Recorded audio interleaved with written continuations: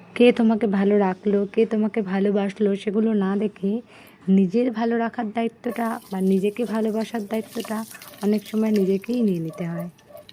তুমি একসাথে কোনো দিনও সবাইকে ভালো রাখতে পারবে না, সবার মনের মতো হতে পারবে না।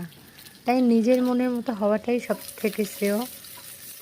নিজেকে ভালো রাখতে শিখলে বা নিজেকে ভালোবাসতে শিখলে লোক তোমাকে এমনিই ভালোবাসবে, আর যদি নাও ভালোবেসে থাকে তাতেও কিছু যায় আসবে না। সংসারে হাজার কাজের মাঝখানেও কিছুটা সময় নিজের জন্যও বার করে নিতে হয়। যেমন নিজের কিছু পছন্দের রান্না করে, বা নিজের পছন্দের একটা গান চালিয়ে, বা নিজের পছন্দের কোনো হাতের কাজ করে, বা মুভি দেখে।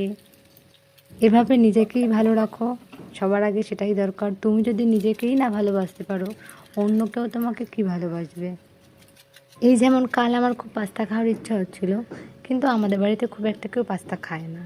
তাই বলে কি নিজের জন্য বানাবো না? ওই যে বললাম নিজেকে সবার আগে ভালোবাসতে হবে, তাই নিজের জন্যই একটু পাস্তা বানিয়ে নিয়েছিলাম কাল। পাস্তাটা আমি একটু ভেজিটেবল দিয়ে পছন্দ করি, তবে কালকে কিছু অ্যাভেলেবেল ছিল না, তো একটু সিম্পল ওয়েতেই বানিয়ে নিয়েছিলাম।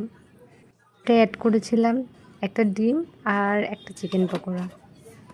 তোমাদের কেমন লাগলো জানাবে, আর ভালো লাগলে একটা লাইক করে দেবে।